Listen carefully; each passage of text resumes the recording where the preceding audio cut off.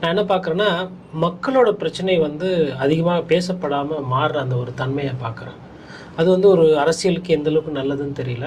காரணம் என்னென்னா, விஜய் அவர்களும் சரி, ஒரு இந்த அரசியல் தான் பண்றாரு. அதாவது வந்து திமுக எதிர்ப்பு அப்படின்ற அந்த அரசியல் பேசுகிறாரு. பட் அதை தாண்டி மக்கள் எங்கே எப்படி பாதிக்கப்படுறாங்க, என்னென்ன மக்கள் பிரச்சனை இருக்குது அப்படின்னு கொஞ்சம் பேசினா அது வந்து இன்னும் கொஞ்சம் மக்களுக்கு ஆக்கப்பூர்வமாக மாறும். உதாரணத்துக்கு இப்போது விஜய் போடுற ஒரு பிரபலம் வந்து ஒரு மணல் கொள்ளை ஒரு ஒரு மாவட்டத்தில் நடக்குது, அந்த மாவட்டத்தில் அதிகமாக இருக்குது அப்படின்னா, மணல் கொள்ளைனா நமக்கு தெரியும். இப்போ காஞ்சிபுரத்தில் பேசினார் சமீபத்தில். பட் அது பத்தாது. அது வந்து நுனிப்புள் மேயிறது.